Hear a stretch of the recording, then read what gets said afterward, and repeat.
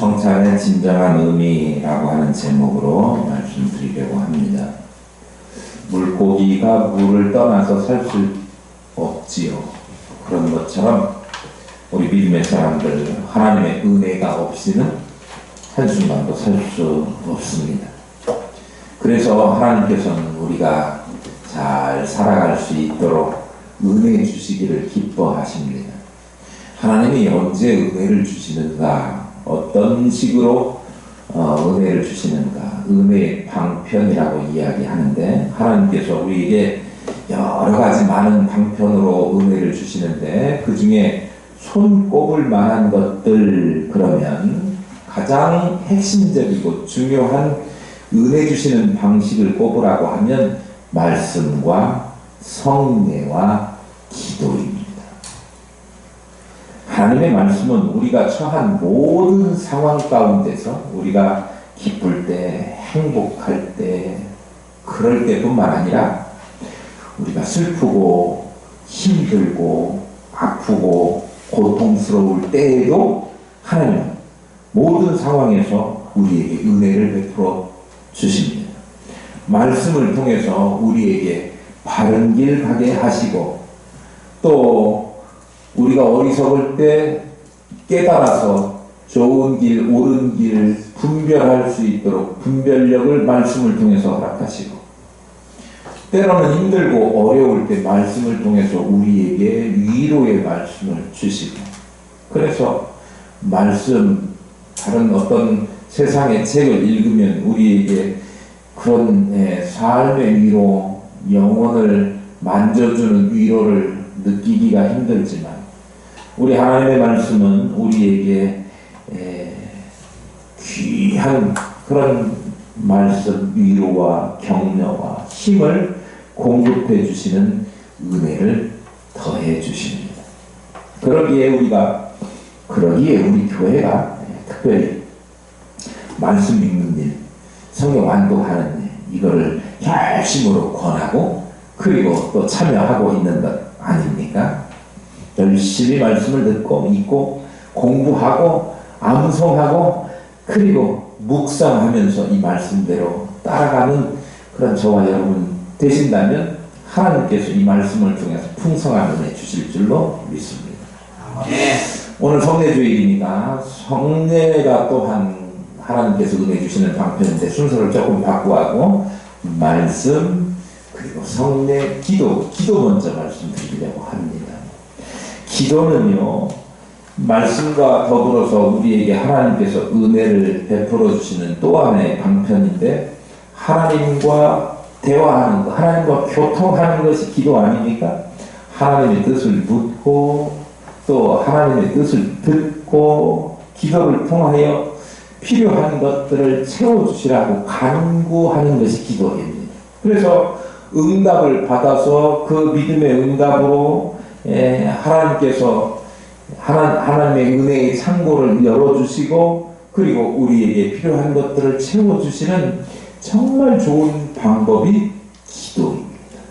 그러니까 여러분에게 하나님의 뜻을 알고 싶거나, 또 여러분들이 필요한 것 있거나, 은혜를 사모하거나 은사를 사모하시면 하나님께 기도하시면 좋으신 하나님, 좋은 것 주시기를 기뻐하시는 하나님께서 우리에게 풍성한 것 주실 줄로 믿습니다. 또 하나님께서 우리에게 은혜 베풀어 주시는 방편 중에 우리가 순서를 바꾸었던 성례입니다.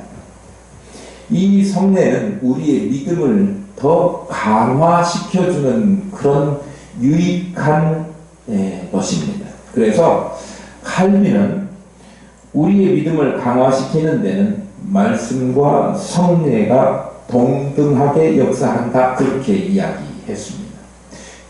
크리스천 인스티튜트, 기독교 강요죠. 기독교 강요에 그렇게 밝히고 있는데, 말씀과 성례를 같은 동등한 위치에 놓았다는, 말씀이 얼마나 중요합니까? 우리가 하나님의 말씀으로 사는 것 아닙니까? 그런데 하나님의 말씀과 동등하게 이 성례를 우리가 대하고, 그걸 통해서 하나님의 은혜를 크게 체험하는 방편이 된다, 이렇게 이야기하고 있는 거예요. 성례는 세례와 성찬이 있습니다. 두 가지 다 주께서 세우셨는데요. 우리가 성찬 예식을 오늘 거행하게 됩니다.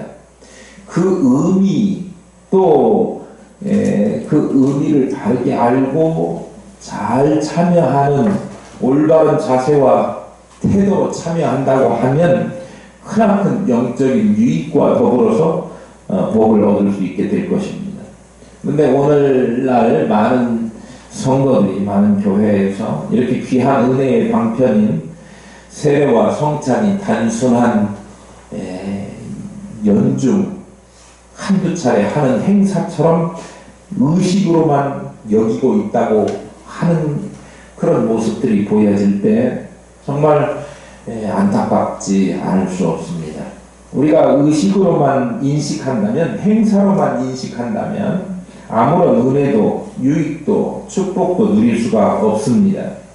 이 성찬을 통해서 우리가 하나님의 은혜를 참여하려고 하면 성찬이 가져다주는 의미가 무엇인가를 정확하게 알고, 그리고 성찬이 가져다주는 그 의미 가운데 우리가 어떻게 살아야 하는가라고 하는 것을 깨닫고 그대로 행하게 된다고 하면 이 성찬은 정말 하나님의 은혜를 우리에게 체득하게 하는, 하나님의 은혜를 누리게 하는 귀한 방편이 될 수 있다고 하는 것입니다. 그래서 오늘 성찬의 진정한 의미, 오늘 본문이 가르쳐주는 대로 우리가 살펴봄으로써 신앙의 유익함을 얻고, 그리고 그 은혜를 누리는 저와 여러분 될 수 있기를 바랍니다. 성찬의 진정한 의미가 무엇일까요? 오늘 본문 말씀에 보니까 성찬은 세례와 더불어서 우리에게 주신 거룩한 성례 중에 하나이죠. 예수님께서 십자가에 달리기 전날 밤에 죽기 전에 제자들과 함께 유월절, 마지막 유월절 만찬을 드시면서 제정하신 것이 성찬 예식입니다. 23절에서 25절 말씀에 보면 이 성찬을 우리가 어떻게 해야 되는가 알 수 있습니다. 한번 또박또박 같은 목소리를 읽어볼까요? 23절에서 25절 말씀입니다. 내가 너희에게 전한 것은 주께 받은 것이니 곧 주 예수께서 잡히시던 밤에 떡을 가지사 축사하시고 떼어 이르시되 이것은 너희를 위하는 내 몸이니 이것을 행하여 나를 기념하라 하시고 식후에 또한 그와 같이 잔을 가지시고 이르시되 이 잔은 내 피로 세운 새 언약이니 이것을 행하여 마실 때마다 나를 기념하라 하셨으니. 성찬의 참된 의미는 주님께서 우리를 위해서 찢으신 몸과 흘리신 피를 기념하는 것이 성찬입니다. 기념하라 그렇게 말씀하고 있는데, 이 기념하라라고 하는 말은 단순히 기억만 해라라고 하는 뜻은 아닙니다.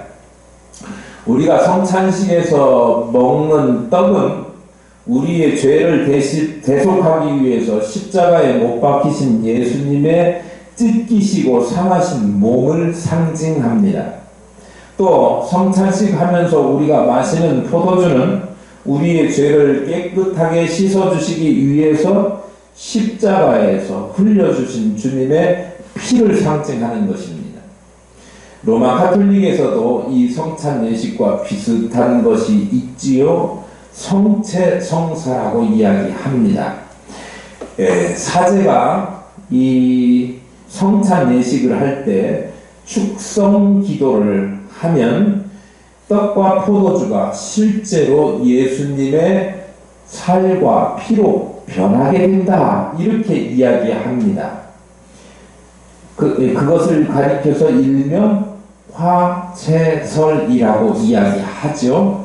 그런데 진짜로 우리가 먹고 마시는 떡과 포도주가, 빵과 포도주가 예수님의 살과 피가 된다고 하면 우리는 예수님의 살점을 먹고 피를 먹는 것 아닙니까? 사실 성경은요, 피를 먹는 것에 대해서 굉장히 거부감을 가지고 있습니다. 그래서 주님의 몸이 만약에 주님의 몸을 상징하는 빵이나 떡이 피나 주님의 살같이 변해버린다고 하면 우리가 자신의 주님도 먹으라고 내 살이요 내 피다 이렇게 주면서 먹고 받아 마시라 그랬는데 피와 살을 먹고 마시는 것 아닙니까? 성경에서 싫어하는, 하나님은 피를 마시는 것을 엄히 금하셨고 피를 마시는 자에게 저주를 내리시는 분이라고 하는 사실을 강조하고 있는데, 성찬식에서 빵과 포도주 하나의 상징인 것입니다. 이 상징을 통해서 기념하고 그리고 그 요소들 안에 품고 있는 영적인 의미를 믿음으로써 그래서 은혜를 받는 것이 성찬 예식입니다. 우리가 먹는 게 진짜 예수님의 살, 피 그렇지는 않다는 거예요. 그런데 이 떡과 잔을 받으면서 주님이 우리를 위해서 십자가에 달리시기 위해서 채찍을 맞아 떨어져 나간 주님의 살점을 우리가 생각하면서 주님, 내가 당해야 될 그 고통을 주님이 받으셨구나. 나 위해서, 이 못난 죄인을 위해서 주님이 죽어주셨구나. 또 잔을 받으면서 주님이 내가 흘려야 될, 십자가에 달려 죽어야 될 장본인은 난데 주님이 대신 죽으셨구나. 그 은혜 감사해서 주님의 고통과 또 내가 받아야 될 고통을 대신 받아주신 것에 대한 감사가 생겨나고 그것을 마음속에 새기면서 늘 주님의 사람이니 감사하고 주님의 그 은혜가 크고 놀랍다고 하는 사실을 깨닫는 것. 그래서 그 받은 은혜 때문에 내가 이제는 주님 닮아가고 주님이 하셨던 그 삶을 나도 살겠습니다라고 하는 그런 각오와 결단이 있고 행하는 그런 의식, 예식이 바로 성찬 예식이 되어야 한다라고 하는 것입니다. 우리가 원래 허물과 죄로 가득 찼던 사람들 아닙니까? 죄인들이었죠. 그런데 주님께서 우리를 너무나 사랑하셨기 때문에 우리를 위해서 십자가에서 자신의 귀한 몸을 찢어주시고 보배로운 피를 흘려주셨습니다. 우리가 성찬의 떡과 잔에 참여하면서 이 사실을 기억한다고 하면 하나님의 사랑과 주님의 은혜를 더욱 깊게 체험하게 될 것입니다. 그래서 그 사랑과 은혜에 감격하면서 하나님을 사랑하고 그분이 기뻐하시는 삶을 살게 되는 것입니다. 그래서 성찬의 떡과 참여할 때마다 우리는 그리스도의 살과 피를 영적으로 먹고 마시는 그런 의식 가운데서 여기 참여하게 되는데요. 우리가 주님의 살과 피를 경험하고 성찬에 참여함으로써 주님과 하나 되었다라고 하는 것입니다. 한 몸이 되는 것입니다. 그리스도와 하나가 된다고 하는 것 무슨 말입니까? 주님의 죽으심과 부활하심과 여기에 동참하게 된다는 얘기예요. 나도 부활의 소망을 가지고 죄사함을 받고 영생을 얻는 것 그것은 물론이거니와 성령을 통해서 그리스도와 인격적인 교제, 연합 이것을 누리게 된다고 하는 것입니다. 성찬의 떡, 잔 여기에 참여할 때마다 주님과 영적으로 하나 되는 놀라운 은혜를 우리가 누리고 경험하는데요. 그것뿐만이 아닙니다. 성찬에 참여할 때 다른 성도들과도 하나 되는, 연합하는 그런 은혜를, 하나님의 복을 누리게 된다, 누려야 된다라고 하는 것을 말씀은 가르쳐주고 있습니다. 처음에 주님께서 성찬을 제정하실 초대교회 당시에 지금처럼 썰어서 나누어진 빵 그걸 먹는 것이 아니었습니다. 한 덩어리로 된 떡 그것을 서로 떼어서 찢어서 나누어 먹었습니다. 사람들이 한 덩이의 떡을 놓고 거기에서 떼서 먹는 것이지요. 주님의 하나의 몸에 참여하는 공동체, 그것을 의미합니다. 고린도전서 10장 16절 17절을 보면 우리가 축복하는 바 축복의 자는 그리스도의 피에 참여함이 아니며 우리가 떼는 떡은 그리스도의 몸에 참여함이 아니냐. 떡이 하나요 만일 우리가 한 몸이니 이는 우리가 다 한 떡에 참여함이라. 세례를 통해서 그리스도와 연합한 각 지체들이 서로 한 몸이라고 하는 것을 확인하는 것이 바로 성찬 예식이라고 하는 것입니다. 하나님 떡 그리스도의 몸에 참여하는 자들이 결코 여러 개가 될 수 없는 거예요. 여러 갈래로 나누어질 수 없는 존재라고 하는 것입니다. 왜냐하면 그리스도의 몸이 결코 나뉘어질 수 없는 것이기 때문입니다. 나누어질 수 없는 하나의 몸인 그리스도의 몸에 참여한 성도들 또한 함께 연합해야지 결코 분리되거나 나뉘어서 분쟁 가운데 있어서는 안 된다. 이것을 가르쳐 주는 것입니다. 그런데 참으로 불행하게도 우리 고린도서 강해 설교 학교를 통해서 살펴보고 공부해 본 바처럼 고린도 교회가 어떻게 되었습니까? 적어도 4개의 분파로 나누어져 있지 않습니까? 바울파, 아볼로파, 또 베드로파, 게바파라고 그러죠. 그리고 예수님파, 주님파라고 하는 여러 파당으로 나누어져 있었습니다. 뿐만 아니라 거기에는 교회 안에는 결코 있어서는 안 될 재산의 유무, 가진 자와 가지지 못한 자의 차별이 있었다, 그런 이야기예요. 성찬식을 할 때 좀 여유가 있고 또 시간적으로도 풍성하게 누리면서 살 수 있는 그런 사람들은 일찌감치 성찬식 참여하는 그 자리에 나와서 자기들이 준비해 온 것들을 가지고 와서 나누어 먹었습니다. 그런데 그 자리에 오기에는 너무나 해야 될 일도 많고 그거 하지 않으면 먹고 살기도 힘들었던 경제적으로 약한 사람들, 그 사람들은 일하고 헐레벌떡 자기가 가지고 온 음식도 준비해 올 수 없는 그런 처지에서 그 성찬 예식에 예찬에 참여하려고 와봤더니 이미 그 사람들은 먹고 뭐 먹었죠? 떡도 먹고 포도주도 먹어가지고 얼굴이 불그레해져서 취해 있었던 거예요. 그런데 자기들은 보니까 먹을 것이 아무것도 없는 것이지.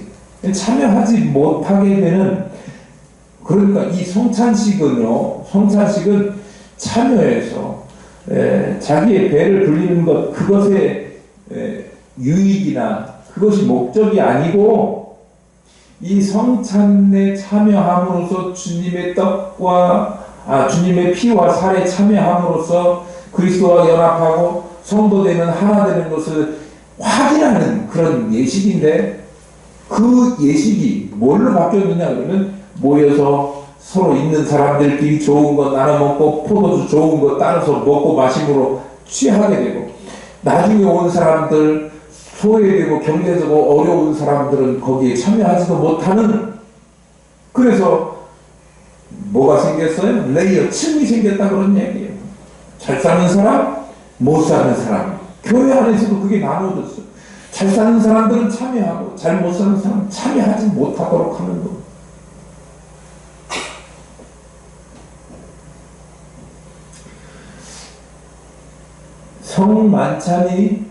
성만찬이 아니고 배불름을 목적으로 하는 일반 식사로 전락해버린 거예요. 그리고 하나 되어야 될 성도들이 불화와 분쟁만 생기게 되었지요. 그러니까 고린도 교회, 그 당시에 고린도 교회 교인들은 주의 만찬을 먹은 게 아니지. 진정한 의미에서 성찬에 참여한 사람들이 아닙니다. 오늘날 이 시대의 많은 크리스찬들이 주의 성찬에 참여한다고 하지만 성찬에 참여하면서 주님께서 우리에게 은혜 주시려고 하는 이 성찬의 진정한 뜻, 그것을 모르고 이거 먹는 데 초점을 맞춰서 그걸로만 끝나버린다고 하면 이거는 일반 식사하고 다를 게 없어요. 아무런 의미가 없습니다. 주님께서 찢기신 그 살과 흘리신 보배로운 피, 그것을 우리가 감사하고 그것 때문에 내가 영생을 얻었습니다. 감격과 감사가 있어야 되고, 또한 뿐만 아니라 성찬을 통하여 우리 공동체가 하나이고, 성령께서 우리에게 하나 되게 하신 것을 우리가 어떻게 해요? 깨지 말고 힘써 지키는 거예요. 우리가 하나 되게 만들려고 하는 게 아니라 이미 성령께서 예수 그리스도로 말미암아 우리로 하나 되게 하셨어요. 그걸 지키는 겁니다. 우리 교회 공동체가 하나 된 것을 지켜나가고 앞으로도 역사가 계속되고 전통이 세워져 나가고 그럴 때 이 하나됨을 깨지 않고 계속해서 나가는 그런 교회 공동체가 되어야 되고, 우리가 성찬식을 행할 때마다 이것을 다시 한번 확인하고, 내가 부족한 것, 내가 연약한 것, 그것 많은데 다른 사람들이 나를 용인해 줬구나. 반대로 다른 사람들이 부족한 것 있어도 내가 그 사람들을 용인해 줘야 되겠구나. 용서하고, 용서하지 못하고 내가 주님의 거룩한 성찬식에 참여해가지고 주님의 백성입니다, 그렇게 입으로 아무리 떠들어봐야 이거는 진짜 성찬에 참여한 사람이 아니라고 하는 거예요. 그러니까 우리가 살면서 주변의 사람들과 때로는 의견 충돌도 있고 내 생각과 다를 수도 있지만, 교회 공동체 안에서도 서로 상대를 존중해주고 인정해주고 품어주고 사랑해주고 하나 된 것을 깨지 않고 하나로 묶어서 나가는 것, 이것이 대단히 중요하다라고 가르쳐 주고 있습니다. 절대로 믿음의 형제들끼리 분열하고 분쟁하고 화담을 만들어서는 안 된다.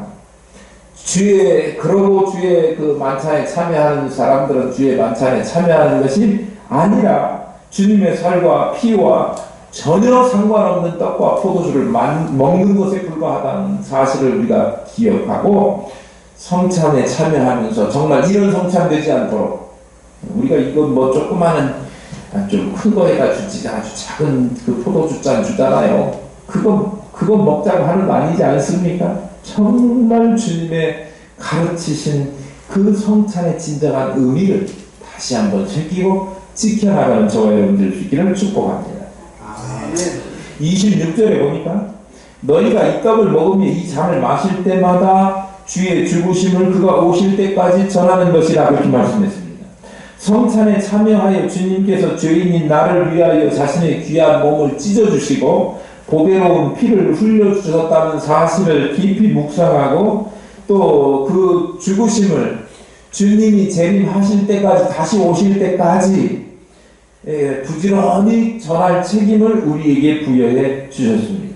그러니까 성찬에 참여할 때마다 아직도 하나님의 사랑과 하나님의 은혜, 그리스도의 구속의 은혜를 깨닫지 못하는 사람들에게 이 사실을 전하는 것, 이 결심을 새롭게 하고, 지금 그것이 나약해지고 약해졌다면, 약화되었다고 하면 다시금 주의 복음 증거하는 삶을 살기로 결단하고 행하는 출발점이 되어야 한다라고 하는 거예요.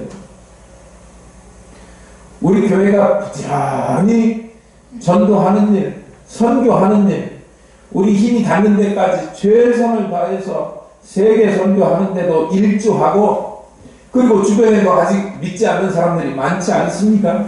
적어도 교회가 비난받는 요즘 시대에 우리 교회만큼은 세상 사람들에게도 인정받고 교회가 참 좋은 일 한다, 착한 일 한다, 그래야 예수 믿는 사람이지 라고 하는 칭찬을 듣는 일들을 교회가 감당해야 되지 않겠습니까? 이게 주님의 이름을 영화롭게 하는 것이고 주님을 증거하는 거예요. 우리 이제 곧 김장 나눔도 하게 될 것입니다. 김장 나눔에 적극적으로 잘 참여하셔서 우리 교회가 할 수 있는 일이 그 큰 일은 아니지만 할 수 있는 것 중에 최선을 다해서 주님 섬기는 마음으로 한다고 하면 하나님께서도 그 열매를 언젠가는 크게 거두게 하실 줄로 믿습니다. 성찬에 참여한다라고 하는 것, 나를 위해서 살을 찢으시고 피를 흘려주신 주님의 그 은혜에 어떻게 하면 갚으며 살 수 있을까? 또 우리 공동체가 하나 되어서 그 일 감당하는데 힘을 모아야지. 뿐만 아니라 주의 복음을 정말 열심으로 전도하고 또 세계 어느 곳이라도 우리가 가지 못해도 그 일 감당하는 사람들을 위해서 기도하고 후원하는 일들을 우리 교회가, 우리 성도가 내가 감당할 수 있는 그런 각오와 결단이 선다고 하면 이거 정말 대단히 잘한 성찬 예식의 참여자가 될 수 있을 것입니다. 그런데요, 연례 행사처럼 참여하는 사람들도 있잖아요. 그런데 우리는 그렇게 연례 행사처럼 그냥 뭔가 먹을 것, 맛있는 것으로 인식하고 참여하게 되면 문제가 심각하다고 하는 사실을 알아야 됩니다. 27절부터 한번 볼게요. 그러므로 누구든지 주의 떡이나 잔을 합당하지 않게 먹고 마시는 자는 주의 몸과 피에 대하여 죄를 짓는 것이니라.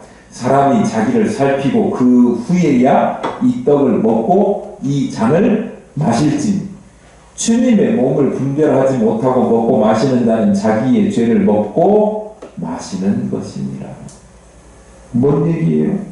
주님의 몸을 제대로 분별하지 못하고 합당하지 않게 주의 떡과 포도주를 먹고 마실 때 우리는 우리의 죄를 먹고 마시는 것이 된다, 그렇게 이야기하는 거예요.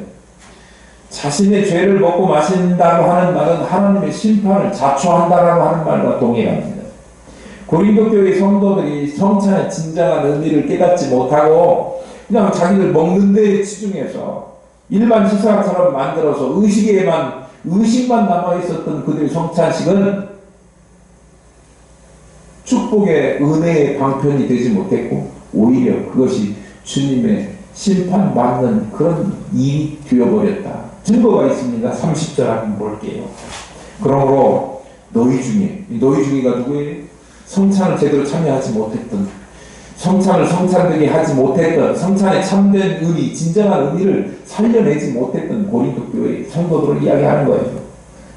너희 중에 약한 자와 병든 자가 많고 잠자는 자도 적지 아니하니. 성찬 잘못했더니 약해지고 병든 자도 많고 잠자는 자도 많아지게 됐다. 죽은 자 이야기하는 거예요.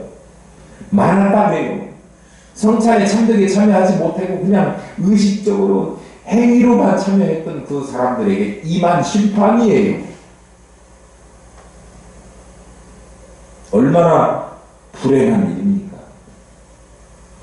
진짜 놀라운 은혜와 복을 우리에게 가져다주는 방편인 성찬, 성례가 심판하는, 하나님의 심판을 가져오는 징계와 징벌의 도구로 사용된다고 하면 참으로 안타깝고 불행한 일입니다. 그러니까 어떻게 해야 되느냐면 우리는 성찬에 참여할 때마다 성찬의 진정한 의미가 무엇인지를 깨닫고 그 의미에 맞도록 내가 참여하는 거예요. 주님이 나를 위해 죽으신 것이 진짜로 마음속으로 감격되고 또 흘리신 피와 찢기신 살이 나에게 내 생명을, 내 영혼을 살렸구나, 그 감사가 있어야 되고 찬송이 나와야 되고 또 내가 그런데도 불구하고 제대로 살지 못한 데 대한 반성이 있어야 되고 그게 자신을 살피는 거 아닙니까? 뿐만 아니라 다른 사람들과 화목하지 못하고 교회를 하나 되게 하지 못했던 그 책임이 나에게도 있구나. 뿐만 아니라 우리가 정말 주의 뜻을 세상 많은 사람들이 알려야 되는데 입술 한번 제대로 떼보지 못했던 한 해 햇빛 두개도 원해놓으니 다 구호로만 그치고 말았다고 하면 이거 정말 심각한 문제 아닙니까? 오늘부터라도 다시 주의 복음 증거하는 일, 주님 오시는 날까지 내가 최선을 다해서 이 길을 가리라 결심하고 그렇게 전하는 저와 여러분 되시고 우리 교회가 지금까지 해왔던 하나님께서 맡기신 일들을 구호로 그치는 것이 아니라 아무리 어려워도 우리 참 걱정 못해요. 지금 배추값도 비싸다지 고추값도 비싸더라고요. 근데 그건 아무것도 아니에요. 소금이 그냥 어휴. 그러나 쉽고 편하고 할만해서 하는 것 별로 의미 없어요. 어렵고 힘들고 모자란 것 투성이라도 우리가 정성을 들이고 힘을 모으고 헌신하고 헌금하고 시간 들여서 일할 때 하나님 감동하시고 그걸 통해서 주님의 이름은 널리 증거되게 되는 것입니다. 우리 그렇게 살도록 다시 한번 힘을 내고 각오하고 결단하는 성찬 예식 될 수 있기를 축복합니다. 아멘.